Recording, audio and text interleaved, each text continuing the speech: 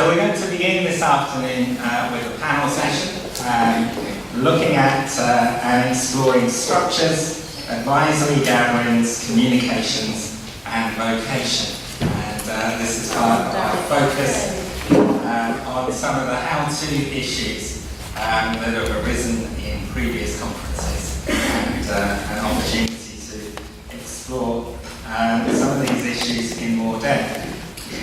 So we're going to hear from a panel of people that you can see in front of you. In a moment from Tim Good, who is Rector of St Margaret's Lee and Disability Advisor for the Southwark Diocese.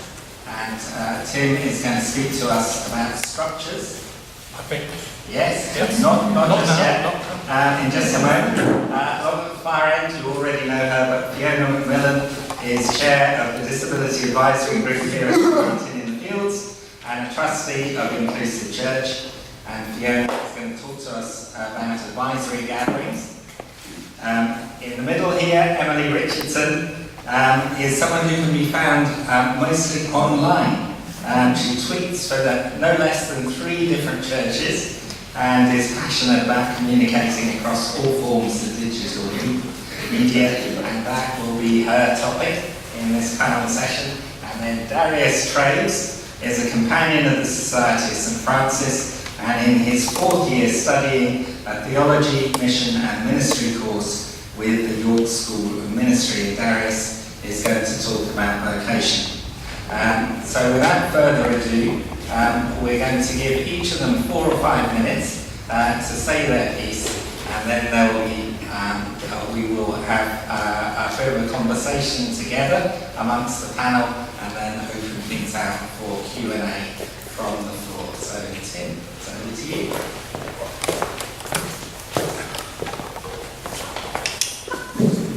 That's all right. Can you all hear me okay? Yes? Great. It's really lovely to be with you. I've been asked to talk on structure, so I thought I would talk particularly about my role as disability advisor and what that involves. So, the role of disability advisor is solely to advise the diocesan bishop in all areas of disability, and about 2/3 of dioceses have a disability advisor. Some are paid, very few. The vast majority of us do it non-stipendially. I'm one of those. Very important, you do not need to be ordained to be a disability advisor. So let's throw that away straight away. Okay, you do not need to be ordained to be a disability advisor. Some are, but a lot are not. And there is a huge breadth of lived experience amongst advisors, including physical disability, learning impairments, mental health impairments, and autism as well, covering a very large spread. And the vast majority of disability advisors have lived experience. They're actually living with certain conditions, and that they theologize on that and share that with other advisors. But there are some disability advisors who their experience comes from being alongside, and they bring that lived experience to the role as well. So it's not specifically a disabled person who is a disability advisor. There are people who are alongside.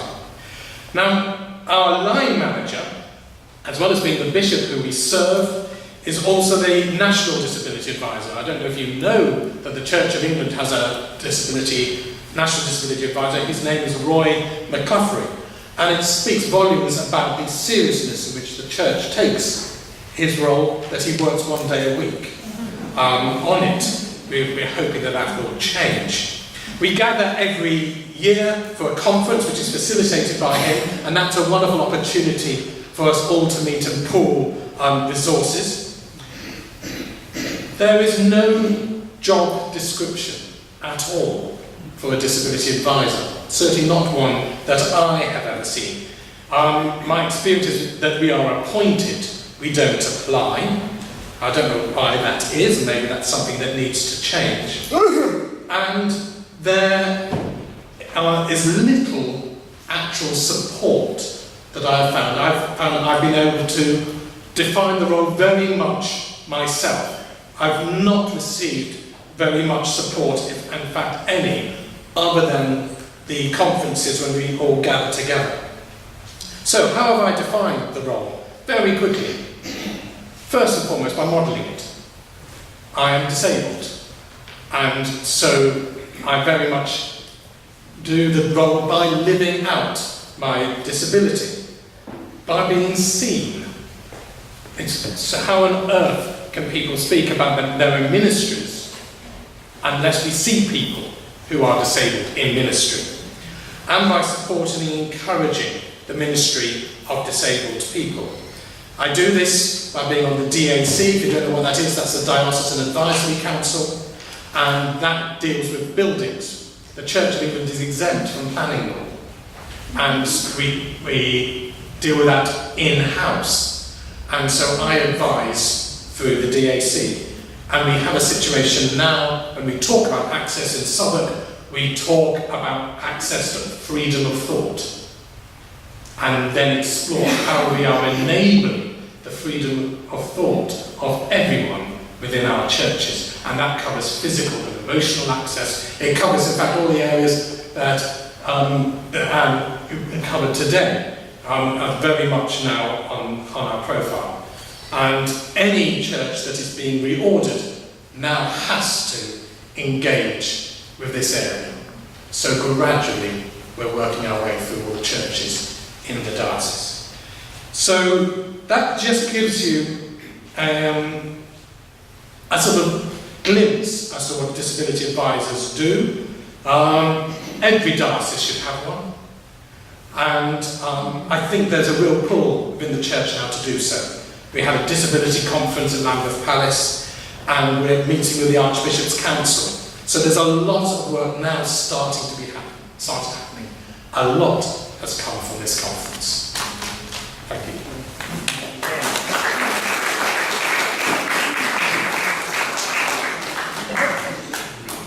Okay, so we're going to hear next from Fiona, who's going to talk about advisory gatherings with a focus on the work that's gone on here at St Martin's. I knew I couldn't reach it, it's not the right height. See, look, different heights, isn't it cool? Disabled people are often isolated by experience of geography, or treated as pastoral opportunity or problem.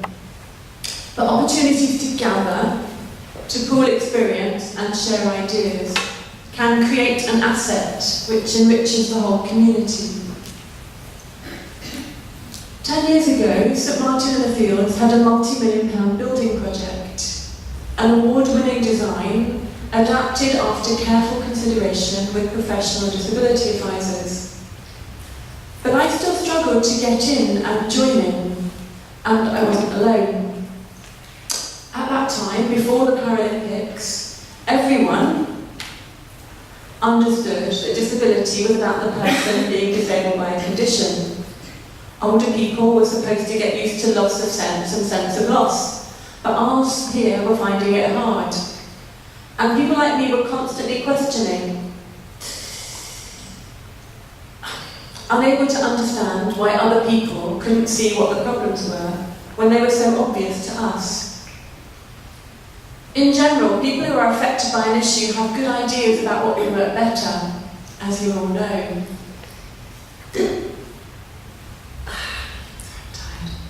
In our case, one of the key stages was to simply ask. At the second open meeting of people struggling to access the building and community, I asked them open questions, both about what we struggled with and what we thought could be done about it. We hoped that sharing our experience and knowledge would highlight to others in the community that there were real issues needing action.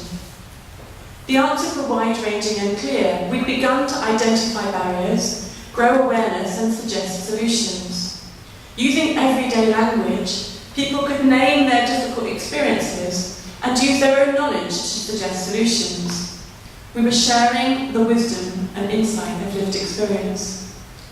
This was crucial in challenging the widely held view that St Martin's was inclusive of everyone, because surely everyone ought to include us. There was also a tool to open up ideas in those of us who are struggling and to increase understanding and awareness within our beloved wide community. And it's resulted in the Disability Advisory Group.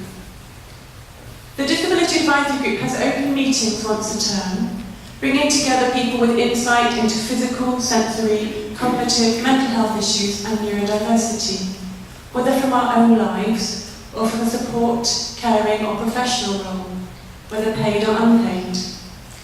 We use our experience to identify issues and suggest solutions, sharing ideas and the wisdom that grows from living with a knowledge of our own vulnerability. We currently have 20 members and around 15 attend each meeting. I'm delighted that some are here today. We meet for 2 hours with a 4-part agenda, always beginning with welcome and apologies and praying for the work of the meeting and for those not able to attend.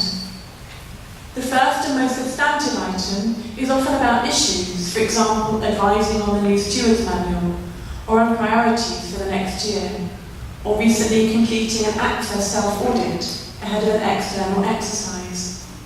We catch up with each other over a bring and share lunch, and then share news over pudding on headlines and feedback, forthcoming events and opportunities for involvement. In the second half of the meeting, we may have a guest to speak about a new initiative or to lead us in Lectio Divina as we prepare to share our experience through writing liturgy or leading informal Eucharist. We also reflect creatively, using images, ideas or open questions, and encourage the wider congregation to think more deeply about wisdom and vulnerability, needs and gifts, about being created to be as we are. We're something of a salty group, relatively small in number, but whose effect has spread across the organisation.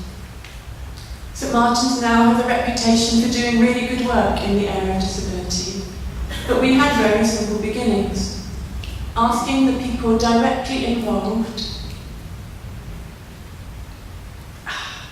to identify issues, suggest solutions, and tell us what they wanted us to understand.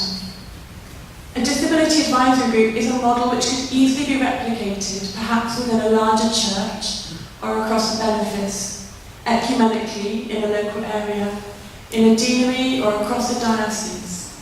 I believe it's a model worth sharing. Thank you.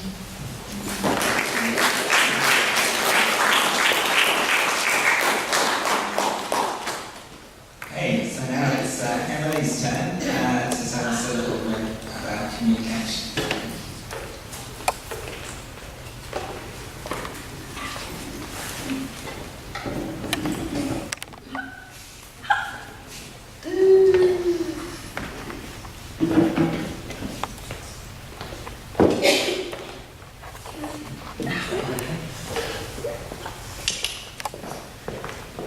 Okay, so I've titled this Something Worth Sharing, But How?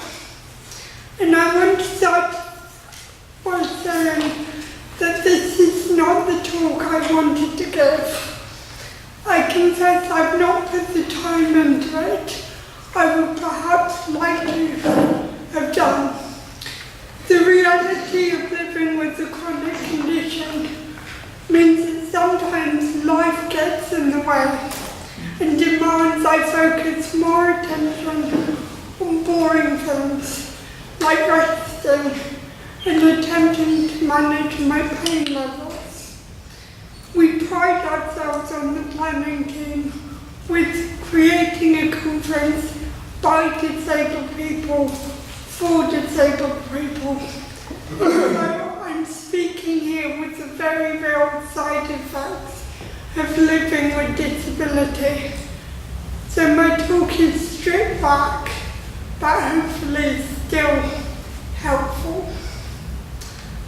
So I've been tasked with speaking about communication, and as I have said before at these events, I find it really hard to speak. I feel like a strong communicator, but the actual effort of speaking is hard to negotiate. And so even if we weren't already pressed for time, may not want to speak for longer than 5 minutes, and even that feels a stretch on some days. I've learned to skillfully adapt and to use all of the available means of communication to help shape my message, find my voice, and to do so within my capabilities.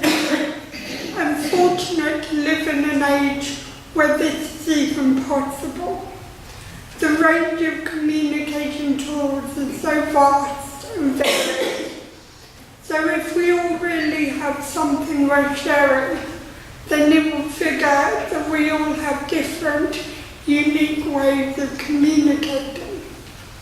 Thinking about my sister who is a YouTuber, because we live in times when that is an actual career, and how she communicates in ways that I would just not be comfortable. She plays to her strengths through talking through to a camera, and just in the same way I do via Twitter. And as I was thinking about what I had to say on communications, I was thinking about the Bible. Christians are people of the Word, but even looking through the pages of Scripture, I see the interpretation of Word to be a pretty loose one. There's poetry, there's legal writing, historical accounts, correspondence, and fantastical apocryphal literature, just to name a few. And for tweeters like me, there's even the short, pithy writings in the Book of Proverbs.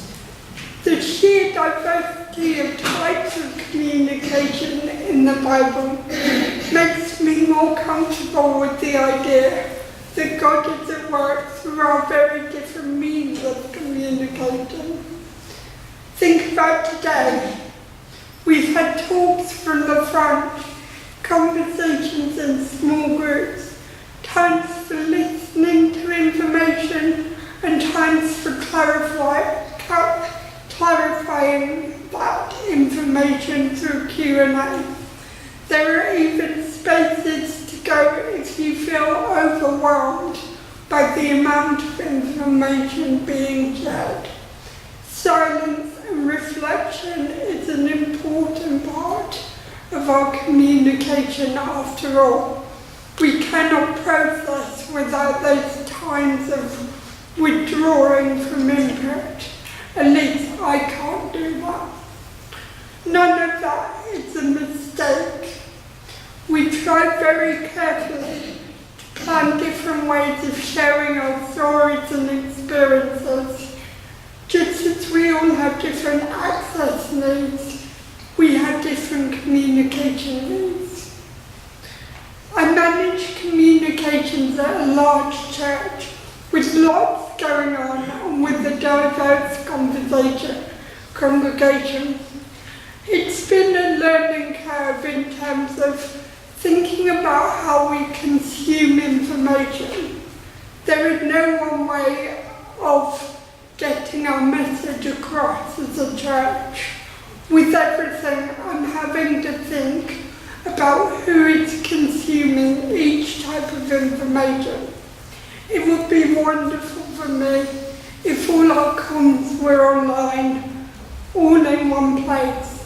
I even begin to argue that it would be greener, that there would be environmental benefits of cutting down our consumption. But then I had to think about the members of the congregation who would be excluded by such a shift. The varieties of communication is so important. So with every event, I have to think about different streams of communication, about people who would prefer to sign up at the touch of a button, and those who would feel more reassured if they could write their names on a physical piece of paper, or those who like to have a paper bulletin sheet that they can stick on their fridge and those who find out all about what's happening on Sundays by looking on the website. It might end up being more work for me, but it's widening the pool of people who can be involved in our activities. And a final thought, I'm talking about people who can get through the doors of our church. And I know that that in itself is limited, because I know that there are some who can't even make it that far. I've had times this week when getting to church is too much, which is where social media comes into its strength. There are people even today who, because of ability or geography, cannot be here to join in this important conversation. But through our social media, through the recordings of talks which will be shared online in the coming weeks, we can ensure that those things that we have for sharing are shared to as many people as possible and in the widest variety of ways.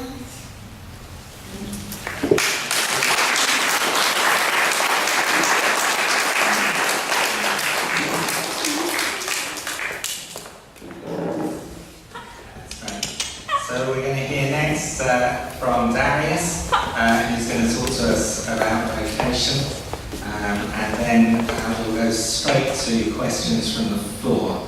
So if you want to be preparing questions, now will be a good time to start thinking of them. Thank you.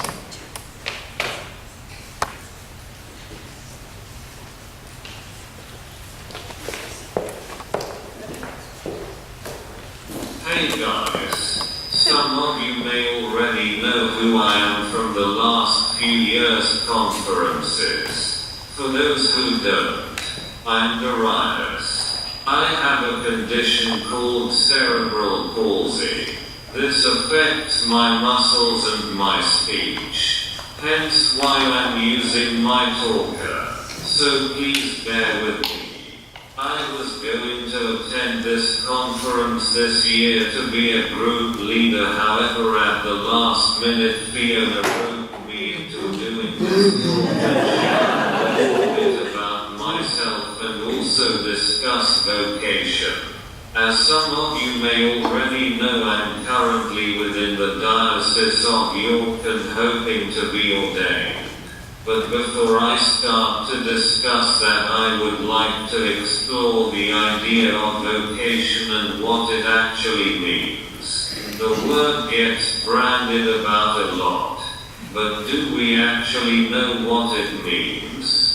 The word vocation comes from the Latin word vocatio. This translates to call or be called. When we look at the Bible, it is clear to see how God has been calling people to all different types of vocations throughout time. This is clear to see this in people such as Father Abraham, Samurai and the 12 disciples. These are only a few. If we looked into it further, we would be here all day, and maybe even all week.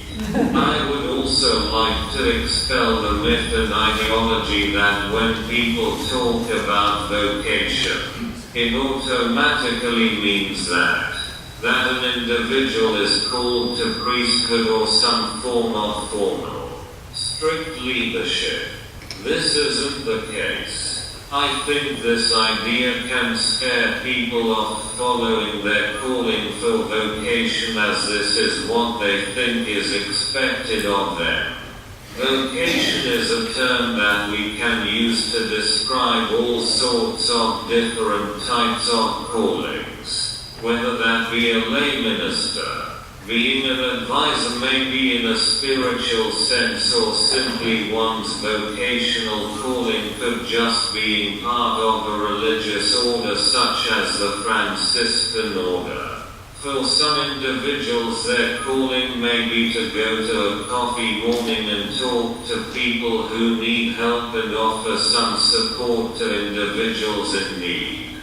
Vocationally, callings are so wide and diverse. Even though I'm thinking and hoping that one day I will be ordained and become a priest, this hasn't actually happened yet. So does this mean that we can argue that I do not have a vocation now? Absolutely not. I have taken steps in my life that I believe God has called me to do in order to prepare myself for my vocational calling. We all need experience, right?